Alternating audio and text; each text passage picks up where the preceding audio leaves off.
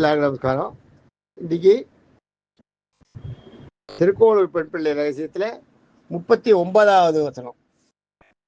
39வது வசனம் என்னன்னா, அனுப்பி வைத்தேனோ அனுப்பி வையும் என்றேனோ வசிஷ்டரை போலே அப்படின்றதாக இது பாட்டு.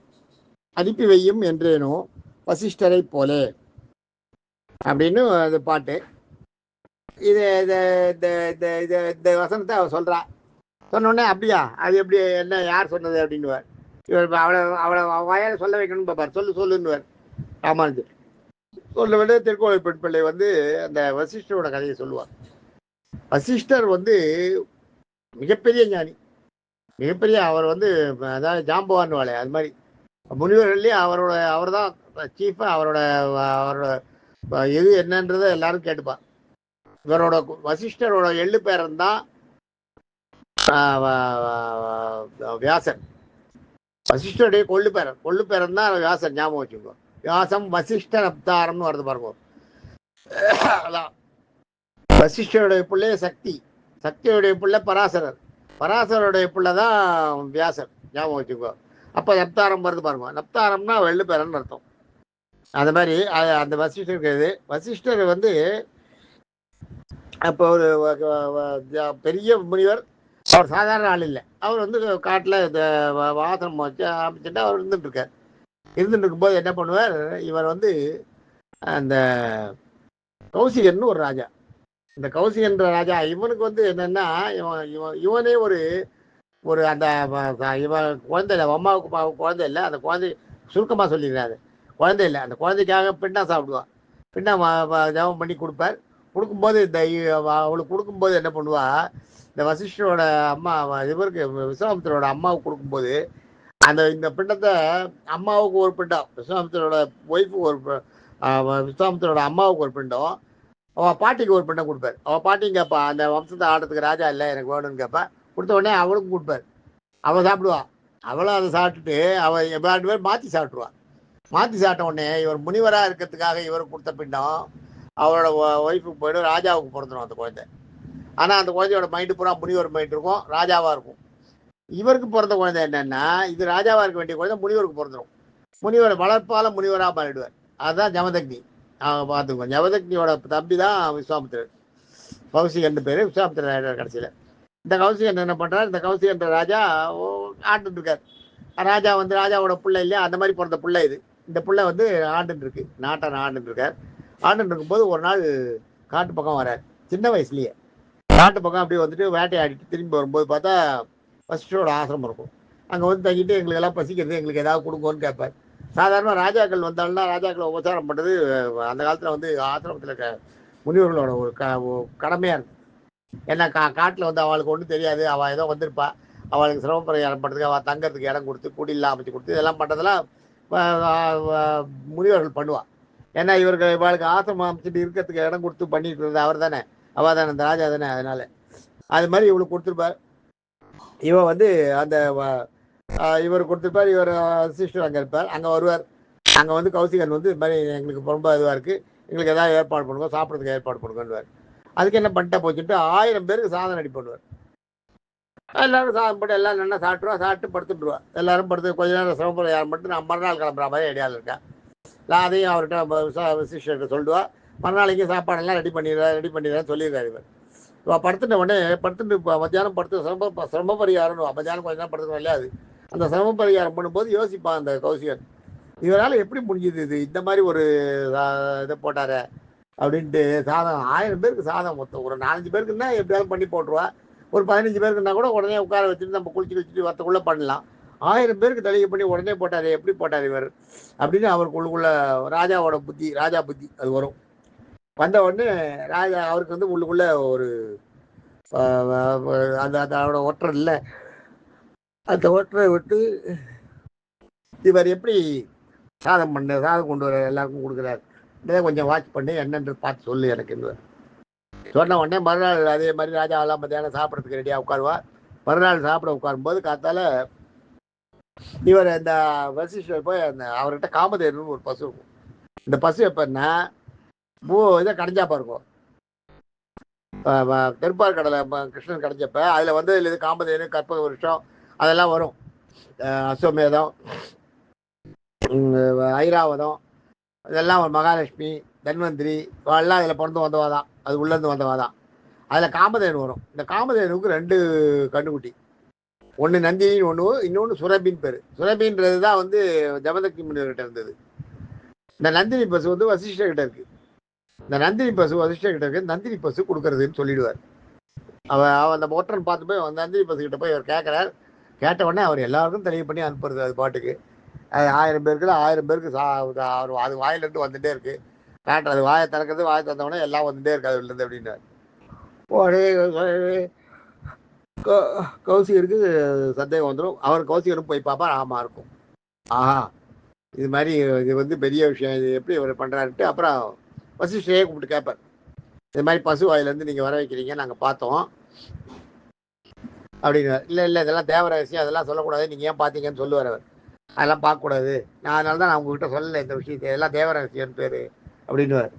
உடனே அவன் வந்து சொல்லுவார், நீ எல்லாம் இருக்கட்டும் பரவாயில்ல, கௌசி என்ன சொல்ல, நீங்கள் இதை நாட்டுக்கு கொடுங்க, நாட்டில் வந்து சாப்பிட்றதுக்கு ஜனங்கள்லாம் கஷ்டப்படுறது ரொம்ப, எல்லாருக்கும் சாதம் போட சொன்னால் சாதம் போட்டால் ரெண்டாக இருக்கும், இது நீங்கள் வச்சுட்டு இருக்கிறத எங்களுக்கு கொடுத்தீங்கன்னா நான் வந்து ராஜ பரிபாலனத்துக்கு உபயோகப்படுத்திப்பேன், இந்த பசுவை வச்சு சாதம் போட சொல்லுவேன் எல்லாருக்கும். சாதம்னா இவர் என்ன பண்ணுவோம், ஐயோ அதெல்லாம் கொடுக்கூடாது, அது மாதிரிலாம் கொடுக்குற விஷயம் இல்லை, தானம் எது கொடுக்கலான்னு இருக்குப்பா எங்களுக்கு, இதுவே வந்து எங்களுக்கு வந்து ஒரு கருணை கொண்டு தான் எங்ககிட்ட இருக்குது, இந்த பசுவெல்லாம் நாங்கள் தானம்லாம் கொடுக்க முடியாது, எங்களுக்கு அந்த அருகதையும் கிடையாது, யோகியதையும் கிடையாது, அதை பண்ண முடியாது பண்ணுவார். பண்ண உடனே இவர் வந்து ராஜா இந்த கௌசிகருக்கு சுருக்கணும், என்ன இவர் இப்படி சொல்கிறாருன்னு. மறுபடியும் ஒருத்தர் சொல்லுவார், அவர் கேட்க மாட்டார், அதெல்லாம் கிடையாது கொடுக்கூடாது பண்ணுவார். உடனே ஒரு ஆவேசம் வந்துடும் இவருக்கு, அது எப்படி அது மாதிரி பண்ணான்ட்டு போயிட்டு இவர் என்ன பண்ணுறார், அந்த பசுவை கட்டி இழுத்துன்னு வாங்கடா எல்லாரையும், அந்த படையை கட்டி இழுத்துன்னு போகிறா போகிறது. போன உடனே இவர் என்ன பண்ணுறாரு, போகும்போது இந்த நந்தினி பசு இவர்கிட்ட கேட்கும், நான் என்ன பண்ணிட்டோன்னு இவர்கிட்ட கேட்கும், வசிஷ்டர்கிட்ட கேட்ட உடனே நீ எங்கே இருக்கணும்னு நினைக்கியோ அங்கே இரு, நாங்கள் எந்த விதத்தையும் உனக்கு தடை இல்லை அப்படின்னு. ஒரு ராஜா நீ மரியாதை நீங்கள் மரியாதை கொடுக்கலன்ட்டு தான் நான் பேசாமல் இருந்தேன், இப்போ பண்ணுறேன்ட்டு மூச்சு விடும், அந்த மூச்சு காத்துலேயே எல்லா வீரர்களும் செத்து போயிடுவார். இது பாட்டுக்கு வந்துடும் மறுபடியும் இவர்கிட்ட. இவர் வந்து இவரோட கட்டி வச்சிருக்க இடத்துல கொட்டில் இருக்கும். வருவான் வந்து விஸ்வாமித்திர, அந்த கௌசிகர் வந்து பயங்கர சண்டை போடுவார். அந்த பசு கூட சண்டை போட்டு எல்லாத்தையும் அவரோட படைகள் எல்லாத்தையுமே இழந்துருவார். ஒன்றுமே இல்லாத வெறும் ராஜாவா நிற்பார், எதுவுமே இல்லாத நிர்மலமாக நிற்பார். வசிஷ்டர் சொல்லுவார், உன்னால் அதை ஒன்றும் பண்ண முடியாது, நீ வேலையை பாரு, இதெல்லாம் பசுக்கிட்ட எல்லாம் இது மாதிரி பண்ணாத, இதெல்லாம் தேவ ரகசியம், இதெல்லாம் நாங்கள் சொல்லக்கூடாது, நாங்கள் யாருக்கும் கொடுக்கறதுக்கு கிடையாது, எங்களுக்கு அருகதை இல்லை, எல்லாம் நீ போயிட்டு வான்றார். உடனே இவருக்கு ஒரு இது வந்துடும், இந்த பசு அடைஞ்சது நீங்கள் எப்படி அடைஞ்சிங்கன்னா, நான் தவப்பலனில் இந்த இறைவன் தவம் இருந்து எனக்கு கிடச்சிது, தவப்பலனால் கிடச்சிது, இதெல்லாம் நீ ஒன்றும் பண்ண முடியாதுன்னு உடனே நான் ஏன் அதை பண்ணக்கூடாதுன்னு இவருக்கு தோணுன உடனே அப்படியே அந்த நிமிஷமே எல்லாத்தையும் திறந்துடுவார், அந்த ராஜ இதெல்லாம் திறந்துட்டு இவர் வந்து அந்த பிண்டம் சாப்பிட்டார்லையே, அந்த பிண்டத்தோட வந்து அது வந்து ஆக்சுவலாக ஒரு ரிஷிக்கு பிறக்க வேண்டிய குழந்தை, பிறக்க வேண்டிய குழந்தையோட பிண்டம். உடனே இவர் தன்னை ரிஷியாக மாற்றிடுவார், எல்லாத்தையும் இது பண்ணிட்டு மாற்றிட்டு வந்து இவர்கிட்ட சொல்லுவார், வசிஷ்டர்கிட்ட, இப்போ நான் ரிஷியாக மாட்டேன், வாங்க ராஜ ரிஷின்னு வரவர். நான் ராஜ ரிஷி இல்லை, பிரம்ம ரிஷி அப்படின்னு வரவர். நீ பிரம்ம ரிஷியாக கிடையாது, பிரம்மன்றது தனி, பணிவு இருக்கணும் உனக்கிட்ட, அந்த பணிவே இல்லை, உன்னுடைய கோவெல்லாம் வழியிடும், உங்கள்கிட்ட பிரம்மா இருக்கணும், பணிவு வரணும், இது வந்தால் தான் நீ பிரம்ம ரிஷி, உன்னை ஏற்றுக்க மாட்டேன்னுவார், என்னென்னவோ போடுவார். அதுலேருந்து விஸ்வாமித்திரருக்கும் வசிஷ்டருக்கும் எப்பயுமே தகராறு தான், அதுலேருந்து தகராறு. அதனால வசிஷ்டரை வந்து இங்கே வசிஷ்டர் ரூமில் வந்து இங்கே எந்த ரூமில் இருக்கார் இல்லையா, இப்போ ராமனுடைய தசரதனுடைய அவையில் ஆஸ்தான வித்வான் வசிஷ்டர் தான். அங்கே விஸ்வாமித்திரர் மேலே நல்ல மரியாதை உண்டு இவருக்கு, வசிஷ்டருக்கு. விஸ்வாமித்திரர் வந்து ஒரு ராஜாவாக இருந்தவன் எவ்வளோ ஈஸியாக தபசியாக மாறிட்டான், எவ்வளோ வைராக்கியம், அவரோட வைராக்கியத்தெல்லாம் அவர் மெச்சுவார். ஆனால் இவர் தான், விஸ்வாமித்திரர் தான் வசிஷ்டர் வந்து நம்மளை இது மாதிரி பண்ணிட்டார், அந்த பசுவை கொடுக்காத பண்ணான்றதுலேருந்து அதுலேருந்து கோவம். ஒவ்வொரு தடவை இவர் தோற்று போயிடுவார், அவர்கிட்ட போட்டிக்கு போய் தோற்றுருவார். ஹரிச்சந்திரனை வந்து ஒரு தடவை இந்திர சபையில் இருக்கும்போது அதே மாதிரி நடக்கிறது. இந்திர சபையில் ஒரு தடவை ஒரு இது நடக்கிறது, ஒரு யார் பெரியவா இருக்கிறதே, யார் வசந்தவா அப்படின்னு, இருக்கிறதே உயர்ந்தவன்னா ஹரிச்சந்திரன் தான் அப்படின்னு இவர் வசிஷ்டர் சொல்லுவார். சொல்லணும் அது எப்படி, அது ஹரிச்சந்திரன் இல்லைன்னு சொல்லிட்டா என்ன பண்ணுவீங்கன்னு இவருக்கு விஸ்வாமித்திரருக்கு இதே வேலை, வசிஷ்டர் சொல்கிறது எது கொண்டு தர, ஹரிச்சந்திரன் இல்லைன்னு நான் சொல்கிறேன், ஹரிச்சந்திரனை வந்து நான் பொய் சொல்லாத அரசாட்சி பண்ணிட்டு இருக்கோம், அவன் தான் அதாவது பொய் சொல்லாத அரசாட்சி பண்றவா யாரு? பொய் சொல்லாத அரசனா இருக்கவே முடியாது. அது மாதிரி அரசாட்சி பண்ணவன் யாருன்னு கேட்பார். ஹரிச்சந்திரன் இவர் சொல்லுவார். அவர் ஒத்துக்க மாட்டார். அப்புறம் பூலோகத்துக்கு வந்து நான் இன்னும் ஒரு மாசத்துல உங்களுக்கு ப்ரூவ் பண்றேன், ஹரிச்சந்திரன் வந்து உண்மையான இல்லை, பொய் சொல்றவன்றது நான் ப்ரூவ் பண்ணேன்னு சொல்லிட்டு வருவார். வந்து என்னென்னவோ பண்ணுவார் அவரை. ஹரிச்சந்திரன் பண்றது ஹரிச்சந்திரா கதையில தனியா இருக்கும், அது தெரியும். ஹரிச்சந்திரன் கதை வேற ஏதாவது சான்ஸ் வரும்போது சொல்றேன். அந்த நேரத்தில் ஹரிச்சந்திரன் கிட்ட எவ்வளவோ பண்ணி கடைசி மட்டும் ஹரிச்சந்திரன் பொய் சொல்லவே மாட்டான், தோத்துருவார் விஸ்வாமித்திரர். தோத்துட்டு என்ன பண்ணுவார் விஸ்வாமித்திரர், தன்னுடைய தவப்பலத்தில் பாதியை கொடுத்துருவார். வசிஷ்டர்கிட்ட சொல்லியிருப்பார், என்னுடைய தவப்பலனில் பாதியை கொடுத்துருன்னு. தன்னுடைய தவப்பலனில் பாதியை வந்து இந்த ஹரிச்சந்திரனை அழிக்கிறதுக்காக உபயோகப்படுத்துவார். அது போயிடுறது.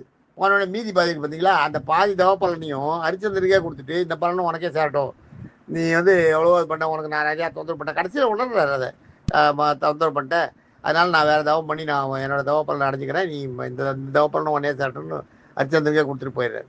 அப்பையும் தோத்து போறாரு. இது மாதிரி வசிஷ்டரிடம் மோதி மோதி தோக்கிறது தான் அவருக்கு வேலை. இப்போ அவர் வந்திருக்காரு, அவர் வந்து கேட்குறாரு உடனே, இவன் ராஜா வந்து கொடுக்கறதுக்கு தயங்கலான்னு தெரிஞ்சவொடனே அவர் கோச்சின்னு போறாரு. போகும்போது வசிஷ்டர் கூட்டு நிறுத்துறாரு, இருங்கோ நீங்கள் நில்லுங்கோ. வசிஷ்டர் வந்து விஸ்வாமித்திரரை கூட்டு நிறுத்திட்டு தசரதனை கூப்பிட்டு சொல்றாரு, நீ விஸ்வாமித்திரர் லேசுன்னு நினைக்காத, விஸ்வாமித்திரர் இருக்கும்போது அவங்க உன் பிள்ளைகளை யார் என்ன பண்ண முடியும்? விஸ்வாமித்திரர் வந்து தவறுகள்லாம் பண்ணக்கூடாது, பண்ணினா ஓமெல்லாம் பண்ண முடியாது, அதனால அவர் பேசாமல் இருக்கார். அதனால தான் இவர் பண்றார். இவர் பண்றதுக்கான சக்தி எல்லாம் அவர் கொடுப்பார், நீ அனுப்பி. அதனால ராமனுக்கு வந்து பெரிய பெரிய விஷயங்கள்லாம் ஈடாகும். அதனால தான் விஸ்வாமித்திரர் கூட்டு போனதால சீதையை கல்யாணம் பண்ணிக்கிறார். சீதை 4 பிள்ளைகளுக்கு கல்யாணம் ஆகுது. தசரதனோட ராஜ்யத்தில் இந்த அசுரர்கள்லாம் அழிப்படுறா. ராவணனை வதைக்கிறார். ராவணன் எவ்வளோ பெரிய நாட்டுதான், அவன் எவ்வளோ பெரிய தொந்தரவு கொடுத்துருந்தான், அவன் அழித்தது இது எல்லாமே அவர் அனுப்பினதுனால தானே. அதுதான் சொல்கிறேன், சொல்லி அனுப்புற அனுப்பி நீ அனுப்பி வை குழந்தைய அப்படின்னுவார். அனுப்பி வைக்கும்போது ராமர் போவார். ராமர் போகும்போது லட்சுமணர் எப்பயுமே ராமரை விட்டு பிரியவே மாட்டார். லட்சுமணன் வந்து ஆதிசேஷனோட அம்சம். பலராமர் லட்சுமணன் ராமானுஜர் 3 பேருமே ஆதிசேஷனோட அம்சம். அடுத்தடுத்த பிறவியில் ராமானுஜர் வந்து இப்போ முதல் பிறவியில் லட்சுமணனா பிறக்கிறார், அதுக்கு அடுத்த பிறவியில் பலராமனா பிறக்கிறார், அதுக்கு அடுத்த பிறவியில் வந்து ராமானுஜரா பிறக்கிறார், ஆதிசேஷன் தான் பிறக்கிறார். இன்றைக்கும் அது இருக்குது. அந்த மாதிரி அனுப்பி வையும் என்று வேணும் அப்படின்றத சொல்கிறார். என்ன பண்ணுறார், விஸ்வாமித்திரர்கிட்ட அனுப்பி வையும் சொல்கிறார், நீங்கள் என்ன அனுப்பி வச்சுருக்கோம் அவர் கூட, அதுதான் நல்லது அப்படின்னு சொல்லி அனுப்பி வைக்கிறார். ராமர் அனுப்பி வைக்க ராமர் வந்து ராமரை கூட்டிட்டு போகிறார் விஸ்வாமித்திரர் சந்தோஷப்பட்டு வசிஷ்டர் சொன்னாலும் சரி, தனக்கு யாகத்தை காப்பாற்றுறதுக்கு ஆள் வேணும் தானே கேட்குறாரு. என் யாகத்தை வந்து ஆற்றுலாம் தொந்தரவு பண்ணுறா, அதை தடுக்கிறதுக்கு ஆள் வேணும் தானே கேட்குறாரு. இவரை கூட்டின்னு போகும்போதே இவருக்கு வந்து நிறைய இதெல்லாம் பலா அதிபலா அந்த அந்த அஸ்திரங்கள்லாம் கொடுக்குறாரு விஸ்வாமித்திரர். எல்லாம் ஒரு இதில் வச்சு உபதேசம் பண்ணி, அவளுக்கு உபதேசம் பண்ணி, அந்த மந்திர உபதேசங்கள்லாம் பண்ணி தான் அதை கொடுக்கணும். அதெல்லாம் கொடுக்குறார். முதல்ல தாடகி சுபாகுன்னு 2 ராட்சசர்கள், அவள் 2 பேரையும் அடிக்கிறார். முதல்ல சுபாகுவை கொல்றார், அப்புறம் தாடகியை கொல்றார். தாடகியை கொல்லும்போது இவர் தாய்க்கு ராமன் பொண்ணாச்சேன்னு. ஆனால் விஸ்வாமித்திரர் சொல்ல, அவளை பெண்ணுன்னு நினைக்காத, அரக்கர்களில் பெண்ணு ஆண்லாம் கிடையாது, அரக்கர்களை நீ கொண்டாதான் இவதான் எனக்கு ரொம்ப தொந்தரவு கொடுக்குறா பயப்படுவார் விஸ்வாமித்திரர். பயந்துட்டு சொல்லுவார். சொன்ன உடனே அவளை அழிப்பார். அது மாதிரி ஒருத்தரா எல்லாரையும் அழிச்சுன்னு வருவார். அழிச்சுட்டு கடைசியில் சீதையும் கல்யாணம் பண்ணிட்டு மறுபடியும் வந்துடுவார் நாட்டுக்கு. அதுக்கப்புறம் கூனி பண்ணுற இப்போ அவளுடைய அந்த சூழ்ச்சியில் தான் மாட்டிட்டு காட்டுக்கு மறுபடியும் போகிறார். 14 வருஷம் வனவாசம் போகணுன்னு வரம் கொடுக்க கைகை வாங்குறாளே, அதெல்லாம் அப்புறம். முதல்ல இவர் போய் விஸ்வாமித்திரர் கூட போய் எல்லாத்தையும் காட்டில் எல்லாரையும் அசுரர்களெல்லாம் ஒழிச்சிட்டு வரார். ஒழிச்சிட்டு சீதையை கல்யாணம் பண்ணிட்டு மறுபடியும் நாட்டுக்கு வந்து பட்டாபிஷேகம் சூட்டிக்கிறார். நாட்டுக்கு வந்துடுறார். பட்டாபிஷேகம் சூட்டும் போது தான் இந்த ரகலை நடக்கிறது. இந்த அடுத்தது அந்த கைகை வந்து வரணும் பண்ண சொன்னது, 14 வருஷம் காட்டு கண்டுறது, அதெல்லாம் அப்பயும் ராமர் ஒன்றும் பெருசாக எடுத்துக்கல. ராமர் சாதாரணமாக தான் போகிறார். ஆக அதுதான் இங்கே சொல்கிறார் இந்த திருக்கோவில் பெண் பிள்ளை. அதுதான் சொல்கிறேன், அனுப்பி வையும் என்று வசிஷ்டரை போல கூட அனுப்பி வைங்கன்னு சொன்னேனே, வசிஷ்டரை போல சொன்னேன். நான் சொன்னேன், நான் அது மாதிரி ஏதாவது பெரிய ஆளா, நான் ஏதாவது சொன்னேன்னா? ஒரு இல்லை, நான் வந்து அதுதான் திருப்பி அதே தான் சொல்லுவான். நான் வந்து முயல் புழுக்க, நான் வரப்பில் கிடந்தானே வயலில் கிடந்தானே, எனக்கு என்ன இருக்குது, எனக்கு ஒன்றும் இல்லை அப்படின்னு. ராமானுஜருக்கு ரொம்ப சந்தோஷமா இருக்கும். எவ்வளோ விஷயங்களை சொல்கிறா இந்த பொண்ணு, ஒரு மோர் விற்கிற பொண்ணுக்கு இவ்வளோ விஷயங்கள் தெரிஞ்சிருக்குமா, இவ்வளோ விடவே கூடாது அப்படின்னு நினச்சி மனசில் வச்சு சொல்லு இன்னும் சொல்லுன்னுவார். அடுத்தது இன்னொரு இதை சொல்லுவா அவன். தேங்க்யூ. அடுத்ததில் பார்ப்போம். தேங்க்யூ.